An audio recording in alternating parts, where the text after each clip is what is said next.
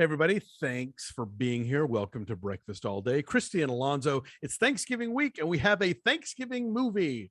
Whenever I bring up Christmas movies, somebody's always like, what about Thanksgiving movies? There aren't that many of them, but now we have another one because we have The Humans.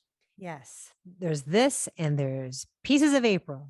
Planes, Trains, and Automobiles, and Home for the Holidays. There aren't a whole lot of them, but this Not definitely counts as one. This is a family, 3 generations of a family coming together, and it's awkward as those things tend to be. So this is the feature filmmaking debut of writer-director Stephen Karam, who also wrote the play The Humans that this is based on. It won a Tony, it won a bunch of Tonys. He won for best play, I don't know, something like that. And then it won for its staging, the physical staging of it. But it is this fantastic cast, and it's about a family coming together on Thanksgiving. It all takes place in this really run-down apartment on the Lower East Side, right? Chinatown, I think. Chinatown, okay. Say, yeah. And so Beanie Feldstein and Stephen Yeun are a longtime couple. They're not married just yet, but they have just gotten this apartment together, and they're hosting their first Thanksgiving. There's really nothing in this apartment. There's like a makeshift table, and there's a mattress, folding and chairs. Right. There's barely even enough of a kitchen to cook a turkey in, but they try to make it work. And as is so often the case with holiday movies, or even any kind of like family dinner scene, resentments and insecurities and doubts come forward. Yeah. And so this plays as a family drama / horror film, because increasingly there are things that go bump, whether it's from the ceiling or outside. Yes. This is not technically a horror movie, but it's got at least 3 jump scares that made me go, ah. Yeah. And I would say that the last shot, the last shot of this film is quite unnerving in a horror film kind of way. So June Squibb is the grandmother. She is in a wheelchair. She's suffering from dementia. Richard Jenkins and Jane Houdyshell, who won a Tony for her portrayal of the same role on stage. Yeah. She's the one carryover from the Broadway production. Cool. So they are married, and Amy Schumer and Beanie Feldstein are their daughters. And so it all takes place over the course of just a few hours on a cold night in New York. And, the performances are all really solid, and how could they not be with this cast? Yeah. It is hit and miss as far as how much each of them gets to do. Stephen Yeun barely gets to do anything in this. Really, but he makes those moments count. You think so? I think so. Yeah. There's the least to his character, maybe out of all of them. But then the way Stephen Karam frames his shots so frequently, it's from like one room away, or it's down a hallway looking into a room, or it's looking down a stairway, and it's just the slowest of pushes, like the ever so slight zooming in on what conversation is happening. There's a lot of eavesdropping, and at first that device can be kind of effective in terms of making you feel like you're on the outside looking in, and making you feel their isolation from each other, because no matter what they're saying, they're not really connecting.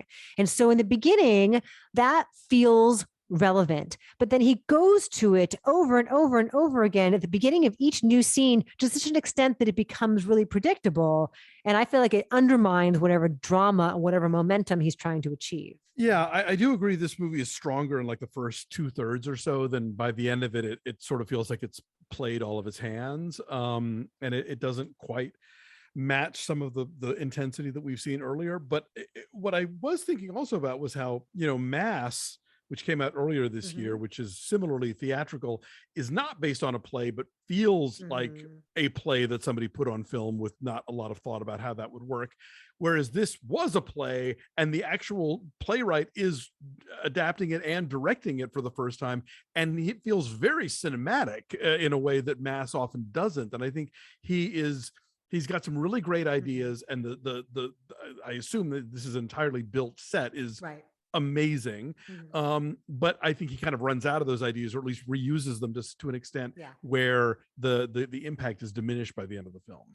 Yeah. And Richard Jenkins is very good in it, and he's kind of heartbreaking at the end. And there's a real visual drama to the last camera movement and the last shot that I wish had been used throughout. I wish Stephen Karam had tried that kind of daring movement more often throughout, because it feels rather staid and repetitive. And then at the end, it's like, oh, what was this? What's this trick you have up your sleeve here?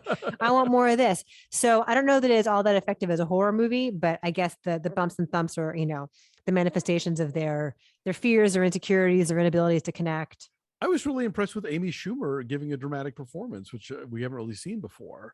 It's very toned down, but like very moving to me, and I was really impressed with her work here. I hope that other directors, like see this in her and give her these kind of roles to play. Yeah, that's a good point. There are some serious moments in Trainwreck, but that's more predominantly a comedy and her playing to her strengths. So this is a bit of more of a challenge for her. I mean, Beanie Feldstein's always good.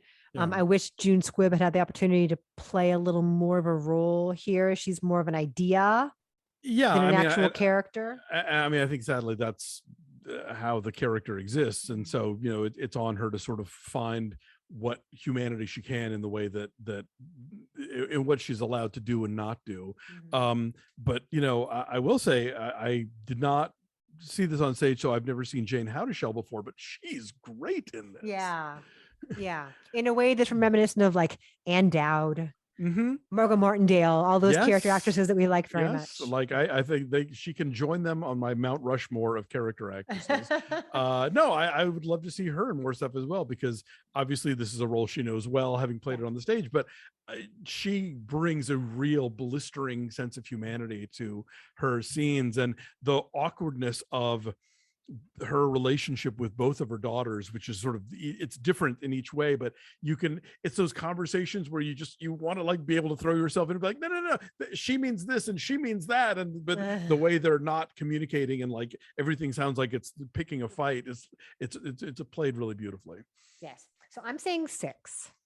I said 7.2. I think it was, it's effective until it isn't, but the effective parts are worth seeing and the performances are worth seeing. So I'm also very curious about what Stephen Karam's, if he wants to continue making movies or if he's going to go back to theater or what he plans to do. But there are, like I said, I think some real assurances, at least in particular sequences in this film, where I think as somebody who's a first timer, he really understands a lot of film language in a way that's exciting to see. So yes, so our number is 6.6. So The Humans is out there where? It's in theaters, but it's also on Showtime. So if you are not a cable cutter or you have access to, I guess, Showtime anytime, you can watch it there as well. So that's a new one for A24. I don't think they've done this kind of release before, where it's part theatrical and part cable. Like I don't think anybody's been doing that. So we're always